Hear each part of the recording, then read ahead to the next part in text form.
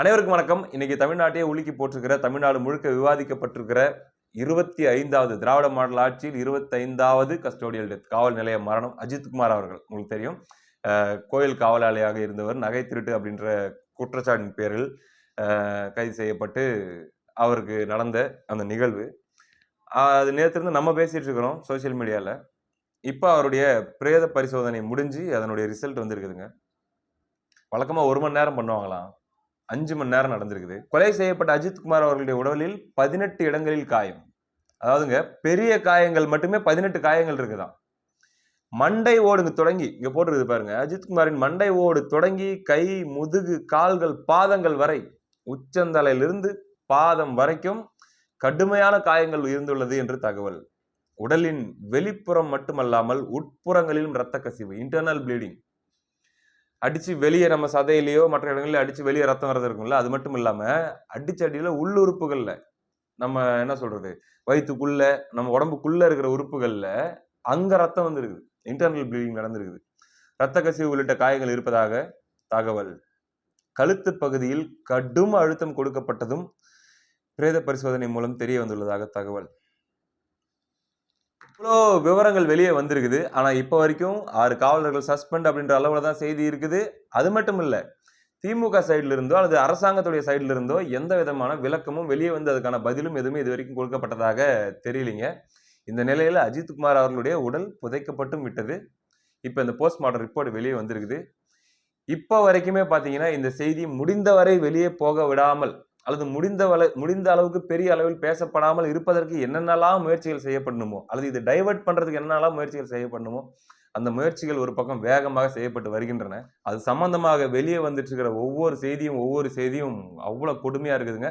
அந்த அஜித்குமார் அவர்களுடைய சகோதரர், அவர் கண்ணு முன்னாடி நடந்த நிகழ்வுகளை, ஏன்னா அவரையும் தான் கஸ்டடியில் வச்சிருந்திருக்காங்க, 2 பேரையுமே தான் அடிச்சதாக சொல்றாரு. அவர் கண்ணு முன்னாடி நடந்த நிகழ்வுகளை ஒன்னொன்னா அவர் விவரிக்க கேட்க உண்மையிலேயே அந்த இடத்துல வந்து யாருமே தன்னை பொருத்தி பார்க்க முடியாது அப்படிங்கிற மாதிரி இருக்குதுங்க. பிளாஸ்டிக் பைப்ல இருந்து இதை தான் வச்சு அடிச்சாங்க, இந்த இடத்துல தான் வச்சு அடிச்சாங்க அப்படின்ட்டுலாம் இல்லைங்க. அதுல குடிக்க ஒரு ஸ்டேஜ்ல வந்து தாகம், குடிக்க தண்ணி வேணும் அப்படின்னு சொல்லி கேட்கும்போது மிளகா பொடியை கரைச்ச தண்ணியை வந்து கொடுத்தாங்க அப்படின்ற மாதிரி அந்த பகுதியை சார்ந்தவங்க, அந்த சம்பந்தப்பட்ட அவருடைய சகோதரர் சொல்றாரு. நம்ம நேத்தே சொல்லியிருந்தோம், மெயின் ஸ்ட்ரீம் மீடியாலாம் இதை பேசாதுங்க, அவ்வளவு சீக்கிரம் பேச மாட்டாங்க. தமிழ்நாடே சேர்ந்து இந்த மாதிரி சாதாரணமா யூடியூப்ல பேசுறவங்கல இருந்து, தமிழ்நாடு மக்கள்ல இருந்து எல்லாரும் சேர்ந்து குரல் கொடுத்து இது ஒரு பெரிய பிரச்சனையா மாறுச்சுன்னா வேற வழி இல்லாம மெயின் ஸ்ட்ரீம் மீடியா அதை விவாதிக்க வேண்டிய இடத்துக்கு தள்ளப்படுவாங்க அப்படின்ட்டு. அந்த மாதிரியான இடத்துக்கு தள்ளப்பட்டும் கூட நேத்து நைட்டு நடந்த ஒரு 2 சேனல் நடந்த 2 விவாதத்தை மட்டும் நான் உங்களுக்கு ஒரு உதாரணத்துக்கு நான் சொல்றேனே. நியூஸ் 7ல பாருங்க, பாஜக கூட்டணியை உடைக்க முயற்சிக்கிறதா காங்கிரஸ், பாமக நிறுவனர் ராமதாஸின் தைலாபுரம் தோட்டம் சென்ற செல்வ பெருந்தகை. இதுதாங்க நேற்றைய விவாதம்.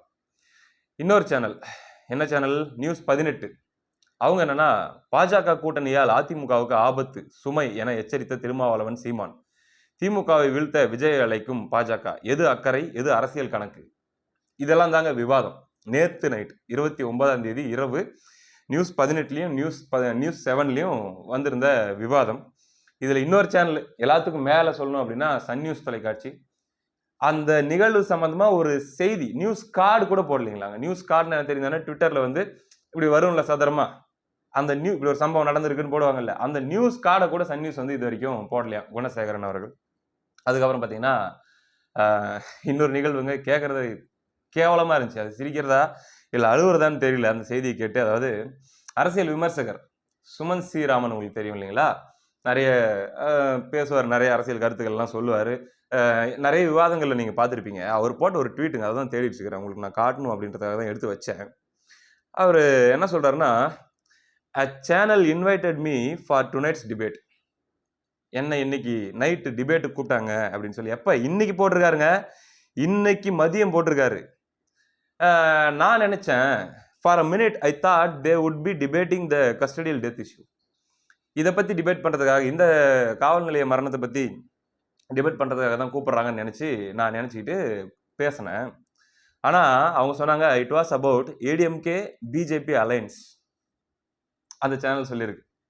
இது இந்த 4-5ல் ஏதோ ஒரு சேனல் தான், முக்கியமான ஒரு மெயின் ஸ்ட்ரீம் மீடியா தான். இல்லைங்க, அதிமுக பாஜக கூட்டணி இருக்குமா உடையுமாங்கிறத பற்றி நம்ம விவாதிக்கலான்ட்டு. ஐ டிக்ளைன்டு அப்படின்னு. நான் அதை மறுத்துட்டேன், நான் போக மாட்டேன் அப்படின்னு சொல்லி. இப்போ உங்களுக்கு புரியும்னு நினைக்கிறேன். போன வீடியோவுடைய கடைசி நிமிஷத்துல சொல்லியிருப்பேன். எத்தனை பேர் கடைசி வரைக்கும் பாத்தீங்கன்னு தெரியல. அதாவது அதிமுக ஆட்சிக்கும் திமுக ஆட்சிக்கும் இருக்கிற வித்தியாசம் என்னன்னா, 2 ஆட்சியிலுமே தவறுகள் நடக்கும். இந்த மாதிரியான நிகழ்வுகள், சம்பவங்கள் எல்லாமே நடந்துட்டு தான் இருக்கும். அதுல அட்லீஸ்ட் அதிமுக ஆட்சியில அதை பேச முடியும், விவாதிக்க முடியும், திட்ட முடியும். அதை பத்தி எதையாச்சும் ஒண்ணு மக்கள் கருத்து சொல்ல முடியும். இந்த மாதிரி ஊடகங்கள் விவாதிக்கும். அதுக்கான நீதி கிடைக்கிறதுக்கான ஒரு வாய்ப்பு இருக்கும். அந்த பிரச்சனைகள் வெளியே வரும். சம்பந்தப்பட்டவங்களுக்கு, பாதிக்கப்பட்டவங்களுக்கு ஏதோ ஒரு வகையில ஒரு சொல்யூஷன் அவங்களை தேடி போகும்.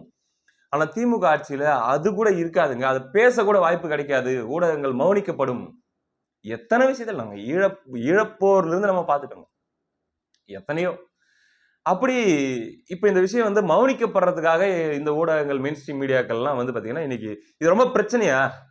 அதிமுக பாஜக கூட்டணி ரொம்ப வலுவா இருக்குதா, இல்ல வந்து இப்ப புட்டுக்கிட்டு போக போதா அப்படிங்கறதெல்லாம் இன்னைக்கு ராத்திரி 29ஆம் தேதி 30ஆம் தேதி ராத்திரி உட்காந்து பேசி முடிவு பண்ணி புடணும்டா அப்படின்னு நினைக்கிற அளவுக்கு இது ரொம்ப பெரிய பிரச்சனையா? எந்த அளவுக்கு இவங்க கட்டுப்படுத்துறாங்க அப்படின்னு யோசிச்சு பாருங்க.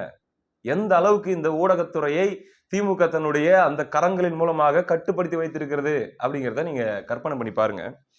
இன்னொரு தகவல் ஒண்ணு கிடைச்சு, அந்த தகவலையும் நான் சொல்லணும்னு நினைச்சேன். அதாவது 25 காவல் நிலைய மரணங்கள் நம்ம சொன்னோம். இது போக இந்த 4 வருஷத்துல ஸ்லிப்பரி டாய்லெட்ஸ் அப்படின்னா என்ன?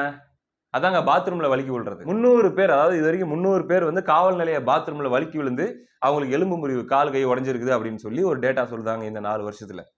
இதுல பிரச்சனை என்ன அப்படின்னாங்க, இந்த 300 பேர்ல எத்தனை பேரு பெரிய குடும்பத்தை சேர்ந்தவன், எத்தனை பேரு விஐபி உடைய மகன், குற்றவாளியா இருக்கட்டுங்க, அவன் திருடனா இருக்கட்டும், எவனா வேணா இருக்கட்டும்.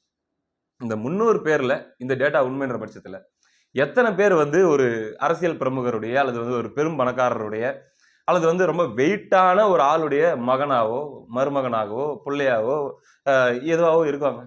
யாருமே கிடையாது. எல்லாம் பாத்தீங்கன்னா நாதி இல்லை அப்படிங்கிறது. எனக்கு தெரிஞ்சு ஞானசேகரன் கை கால் உடைஞ்சதாக மட்டும்தான் ஒரு போட்டோ வந்துச்சு, ஒரு பின்புலம் உள்ள ஆளு அப்படின்னு எடுத்துக்கலாமே.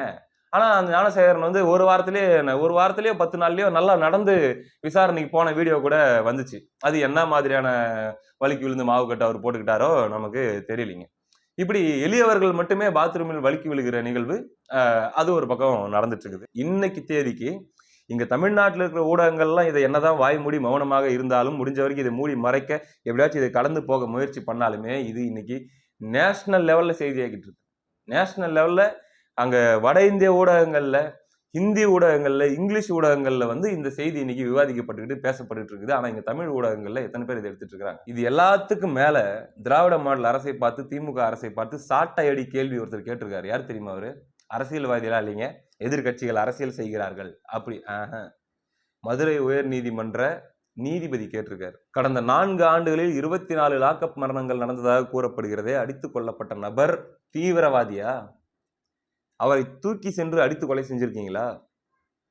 சிவகங்கையில் காவல் நிலையத்துக்கு அழைத்து செல்லப்பட்ட இளைஞரை விசாரணை என்னும் பெயரில் தாக்கியது ஏன் அப்படின்னு சொல்லி உயர் நீதிமன்றம் கேட்டிருக்கு திராவிட மாடல் அரசை பார்த்து. எதிர்கட்சிகள் கேட்டாங்க, மக்கள் கேட்டாங்க, சமூக ஆர்வலர்கள் கேட்டாங்க, எல்லாருமே பேசிட்டு இருக்கிறாங்க. ஆனா ஊடகங்கள் இதை எடுக்கிறதுக்கு தயங்கிட்டு இருக்கிறீங்க. இப்ப நீதிபதியே கேட்டிருக்காரு. உயர் நீதிமன்ற நீதிபதியே கேள்வியை எடுத்து வச்சிருக்காரு. இப்பயாச்சும் விவாதிப்பீங்களா? நீதிபதி இப்படி சொல்லியிருக்காரு, இப்படி இத்தனை லாக்அப் மரணங்கள் நடந்திருக்குதா? அந்த மரணங்கள் எல்லாம் யார் யாரெல்லாம் பாதிக்கப்பட்டிருக்காங்க? இது உண்மையா? 300 பேருக்கு வந்து மாவு கட்டு போட்டதாக ஒரு டேட்டா இருக்குதுன்னு சொல்றாங்களே, 300 பேருக்கு இந்த மாதிரி நடந்திருக்குது, பாத்ரூம்ல வலி குழுந்துட்டாங்க அப்படின்னு சொல்லி. அது உண்மையா? ஏன் இது நடக்குது அப்படின்ட்டு ஒரு நேர்மையான விவாதம் நடத்துறதுக்கு எத்தனை ஊடகங்கள் இன்னைக்கு தயாரா இருக்குதுங்க. இது எல்லாத்துக்கும் மேல கடைசியா ஒருத்தரை காட்டுறேன் பாருங்க. இவர்தான். இவர் தெரியுமா?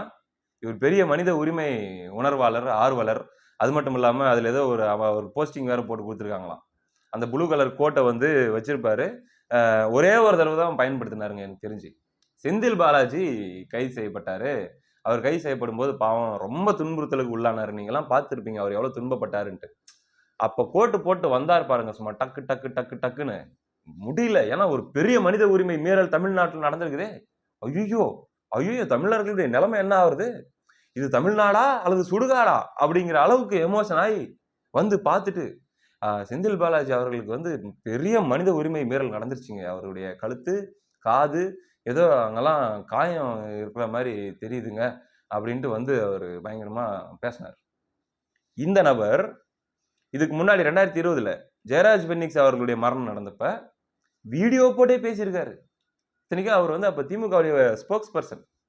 ஆனா இன்னைக்கு மனித உரிமைகள் ஆணையத்துடைய அதுல ஒரு பொறுப்பாளர் அவரு. இன்னைக்கு மனுஷன் வாய் திறக்க மாட்டேங்கிறாங்க. இன்னைக்கு இதை பத்தி ஏதாச்சும் பேசியா, போய் பாரியா, ஏதாச்சும் அந்த கருமம் முடிச்ச கோட்டை மாட்டிட்டு போய் தான் பாரு அப்படின்னா ஒன்னும் எந்த செய்தியும் காணும், கம்முக்கமா இருக்கிறாங்க. இதுதாங்க திமுக ஆட்சி. இதுதான் திமுகவுடைய ஆட்சி. திமுக ஆட்சியில் தமிழ்நாடு இருக்கிற நிலைமை. எல்லாத்துக்கும் மேல இந்த ஊடகங்கள் மனுஷங்களாடா இவங்கலாம் அப்படின்ற மாதிரி யோசிக்கிற அளவுக்கு இவங்க நடந்துக்கிற விதம். பார்ப்போம், பொறுத்திருந்து பார்ப்போம். இன்னைக்காச்சும் விவாதிப்பாங்களா, என்ன பண்ணுவாங்கன்ட்டு. அடுத்த காணொலியில் சந்திப்போம். நன்றி.